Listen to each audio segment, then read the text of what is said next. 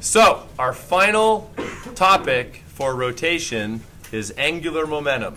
And just like with the other topics, this is going to connect very well with what you already know. So look, so you already know about translational momentum.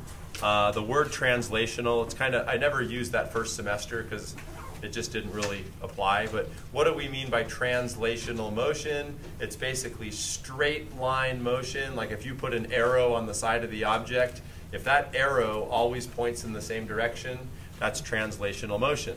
Now the equation for momentum from first semester is mass times velocity. So this gave us the unit of kilogram meter per second.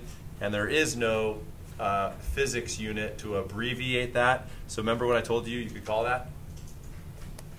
The Spaldo, because nobody's name is on it, right? Like we got the Newton, we got the Joule. There's nothing for momentum. So I'm claiming it, so you could call that, but only in this class. Don't do that on the AP, only because the AP graders are not educated on this yet. Would we be allowed to make like a key and say kilograms, meters? I wouldn't do, you know, because they're going to be grading so quickly. Give it a few years. A few years, this will probably catch on. Now, so momentum is mass times velocity, kilogram meter per second. Now, that would be like this airplane flying. This airplane flying has a momentum. Now, you come down here, angular momentum, you think about something like this, like a top spinning. Is that going anywhere? No, but it has momentum. It's got angular momentum.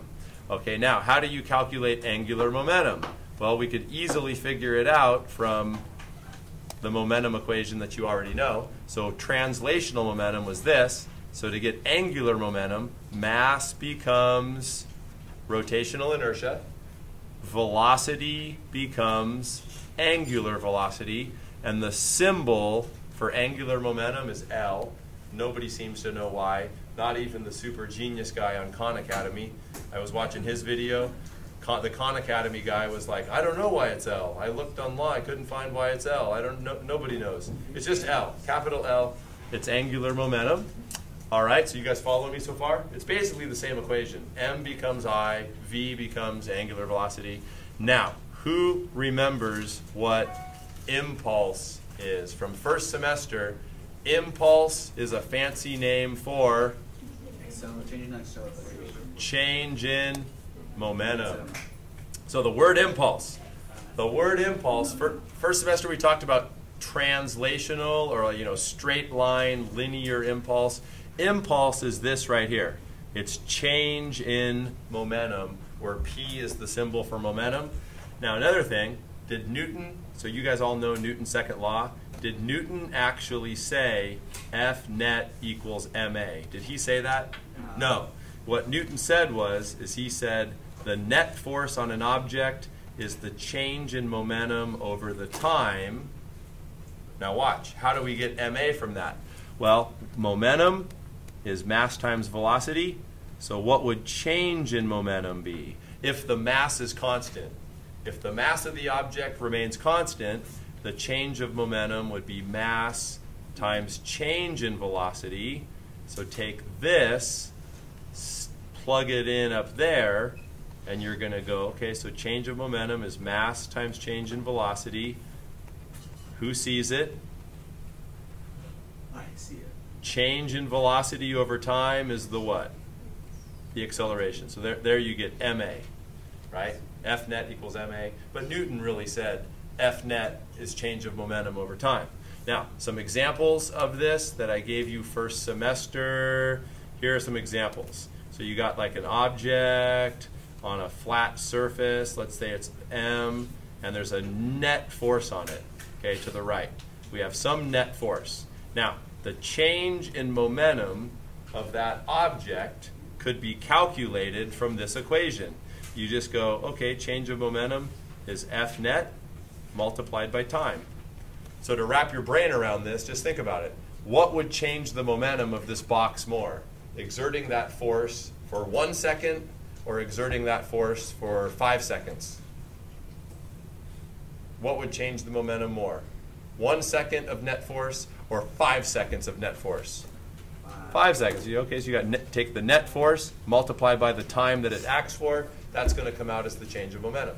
Okay, another example. Remember Greenberg and I, first semester we did the water balloon toss. That's right. The 2 physics teachers did a water balloon toss, and we won, I think.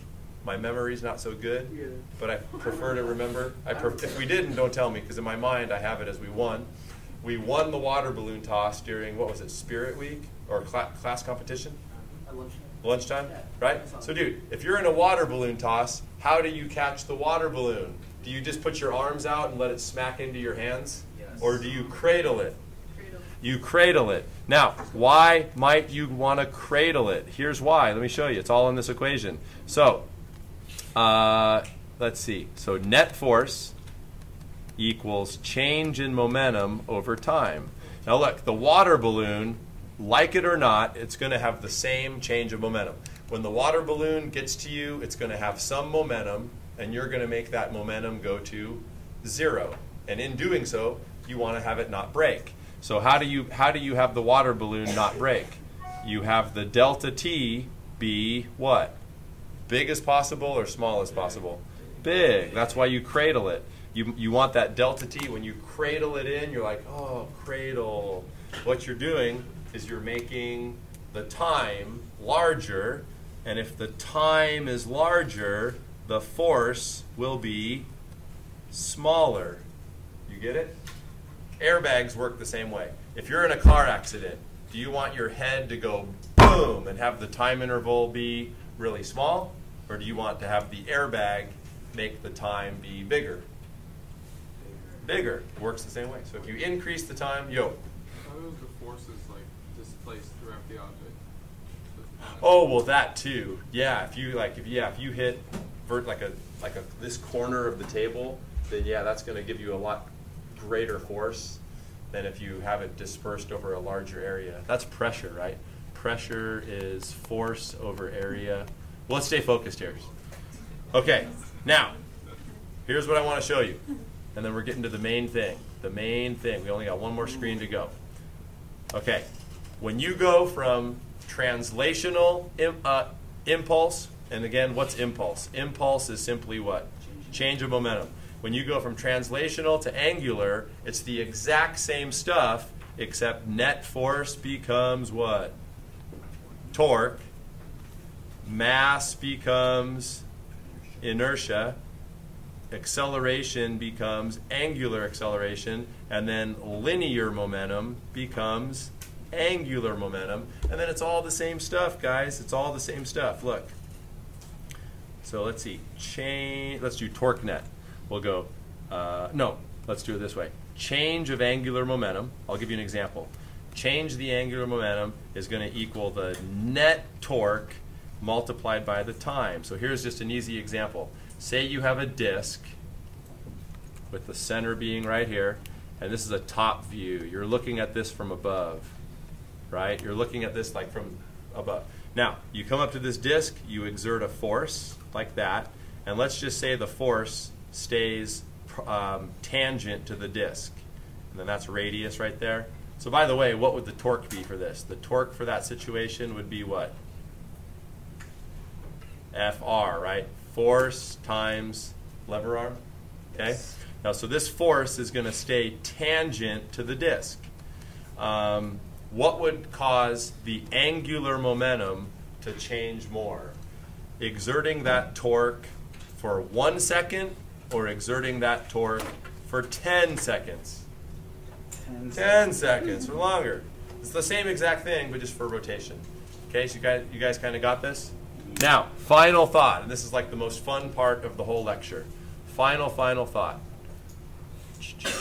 Okay, now, so copy this into your notes, and then I'm going to explain it, but it's really pretty cool. Okay, now, let's explain this. This is the best part of the lecture. It's pretty cool. So what we're saying is this. If the net torque on an object is 0, so we just had this equation on the last screen right here. If the net torque is 0, what that means is the change of angular momentum is also 0, right? Now, what would change of angular momentum be? Change of angular momentum would simply be angular momentum final minus angular momentum initial. But what's the equation for angular momentum? Angular momentum is this, right? So let's plug this in down here. So this is going to give us, here I'm going to erase now. I need some more room. Bring this up. Okay, so here's where we were.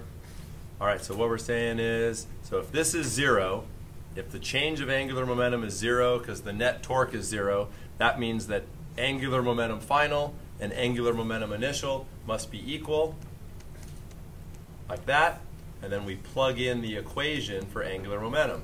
So this is going to be that, and then this is going to be that. By the way, this is like the main equation. If you remember nothing else, this is it. So look, how does this work? Look at this ice skater right here. The classic example is ice skating. So look, if her arms, oops, sorry lady, if her arms are out like that, arms out, is that going to be a bigger rotational inertia or smaller? Bigger. If your arms are out, that's a bigger rotational inertia. So if you have a larger rotational inertia, so up arrow means larger, you're going to have a smaller angular velocity. Now, when her arms go down and she curls in, brings everything to the center, her rotational inertia goes down. So what must happen to her angular velocity? It must go up. And if you don't believe me, I got the disc right here and you can try it. Just start yourself spinning, have your arms out. When you bring your arms in, you're going to spin faster.